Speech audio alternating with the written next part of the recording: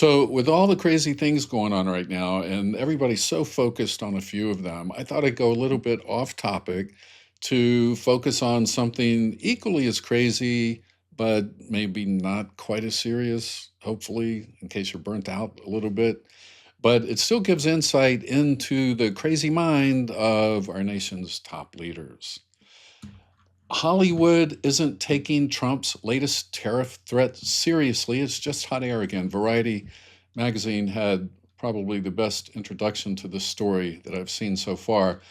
They start off by saying it's a busy start to the week for Donald Trump. On Monday, the president sat down at the White House with Israeli Prime Minister Benjamin Netanyahu, hoping to persuade him to embrace his plan to end the war in Gaza.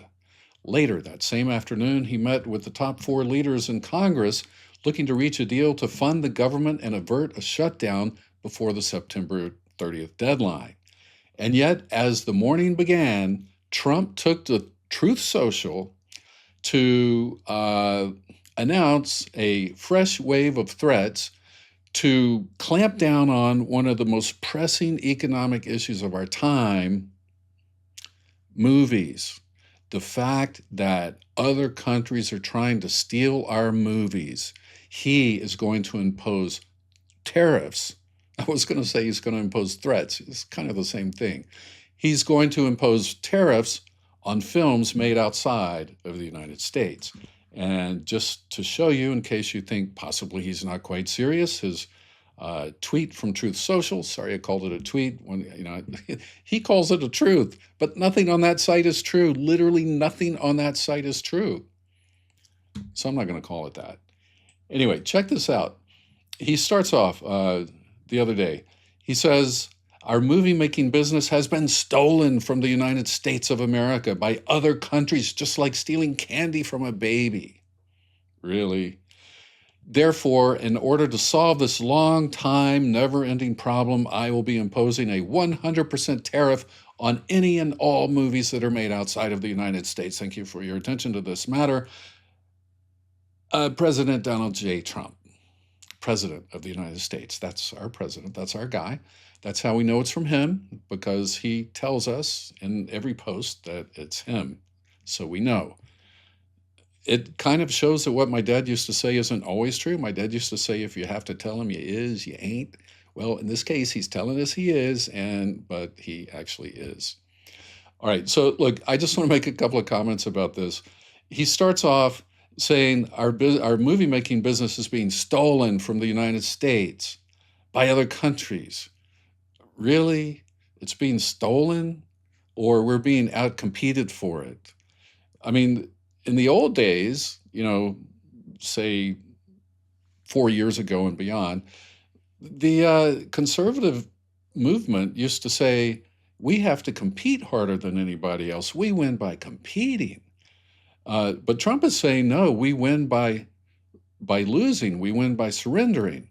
And we can't compete on efficiency. We can't compete on price. So we'll just make their price higher, the price of movie products that come from overseas, apparently.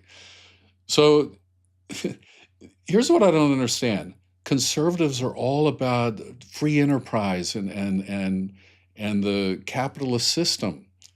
And yet when it comes to Trump and he says, let's impose tariffs, which is really kind of more of a socialist kind of thing, because it's like saying we can't compete, therefore we will make it so they can't compete either.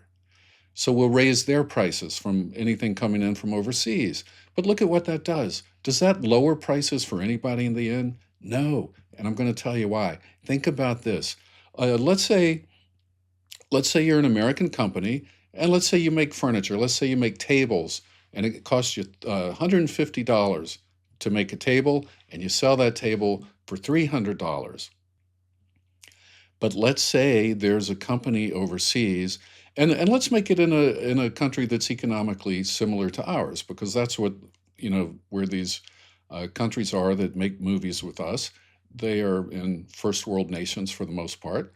And that's what he's talking about. He's talking about Canada. He's talking about Australia. He's talking about the UK. He's talking about Europe. So, these aren't third world countries where, they pay their people 20 cents an hour. They're on a par with us. So let's say you have a company, makes furniture, You sell your furniture for $300 a piece, your tables, you sell your tables for $300 each. It's twice what you make them for, so you make a profit. Good. Now, let's say a company in, let's say, um, hmm, Australia found out a way to make those same tables for $75, and they can double their price and make a profit and sell the tables for $150, half the price you can sell them for. Okay? So, what does Trump do? He says, well, since our furniture company could never compete and become more efficient because there are these, fat, slovenly companies that are overly bureaucratic and, they can't do anything. They move too slow. So let's just raise the prices on the foreign products. We'll make the Australian product, instead of costing 150, we'll slap a 100% tariff on it, and now it costs $300. Okay? So what does that do? He says it will make these companies move to the US. But why? Because they've raised the price, and now the price is equal to the price of the US manufacturer. And so on a competition basis, they're basically one and the same. But what does it do to the US company? Now the foreign company is selling for $300. Does that make the US company say, we got to work harder to become more efficient and make these things for less money? No, it doesn't. Now, let's say he puts 150% tariff on something, which he's done. So now, instead of costing $300, these tables from Australia, well, now let's say cost $450. Now, what will that do to competition? Will the American company say, whoa, we're getting blown out of the water? Australian tables now cost $450 and ours only costs $300. Hey, I have an idea. Why don't we raise our price to $425 and we'll make a tremendous profit on it? That's what would happen. This is not going to increase competition. You can't increase competition by putting taxes and raising the prices on competitors that are more efficient than you. That's not how competition works. The government's got to stay out of it, just like conservatives have always said. So that's not going to work. And it's literally more of a socialist kind of way of thinking than than anything conservatives should have embraced or would have ever come up with. Let's look. He started this back in May. On May 4th, he posted something similar, and I just wanted to take a look at this because it is a little disturbing, and it honestly makes me think there is some dementia coming into play. I hear all these guys talking about his dementia all the time, but to me, it's kind of hard to distinguish from the regular him, because I mean, honestly, he sounded so demented to me since 2015 when he came down the golden escalator, uh, raging about immigrants and how foreign countries are sending in murderers and drug dealers and all that, like foreign countries send them in, which they don't. These people come because they want to be here. Anyway, look at what he posted in May about the same subject when he said he was going to raise tariffs on movies back then. He said the movie industry in America is dying a very fast death. Other countries are offering all sorts of incentives to draw our filmmakers and studios away from the United States. Yes, that's what competition does. Competition, your competitors offer a better deal to try to lure business away from wherever you're doing business with, to lure it away to them. That's how it works. That's competition. That's free enterprise. That's capitalism. Anyway, he says, okay, so they're trying to draw filmmakers and studios away from the United States. Hollywood and many other areas in the USA are being devastated. Okay, and it's true. Look, it's super expensive to make a film in LA or in California. California, they put so many rules and regulations and taxes and everything, and they apparently don't offer any or many tax incentives to companies to film there, because they're the mecca of film, so people would pay through the nose to be there. But that's in large part a lot of the reason why a lot of these companies are going overseas. But they're also going to other places in the United States. Georgia and Texas are two big states that are offering competition to California, and that's the way it should work. But look what I highlighted in red, because I think this is very disturbing, and it really shows someone who is losing touch with reality.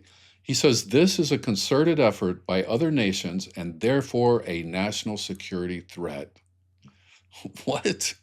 I'm sorry, but there's no way you can say that nations trying to compete with California and Hollywood on movie business is a national security threat. Where does that come from?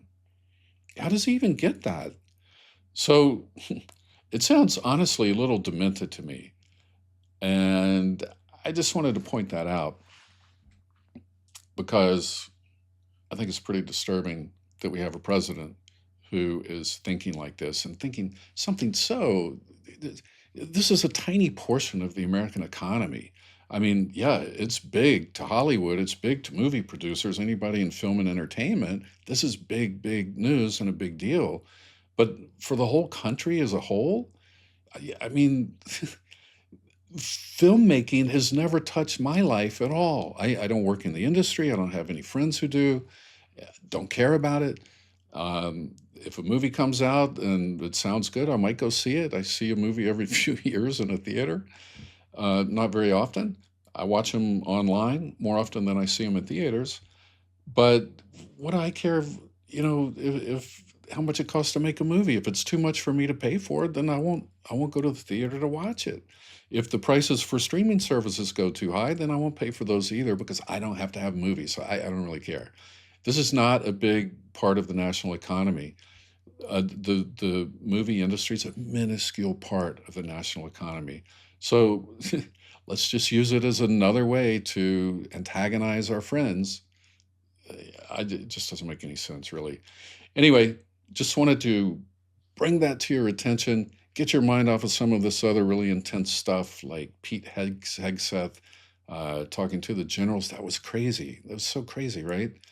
I want to do something on that soon. I downloaded the entire speech and I'm going to go through it, but I saw some really crazy stuff that I haven't heard anybody else talk about on that. So hopefully I'll get to that later this week. Anyway, thanks for watching, and I'll see you next time. Take care.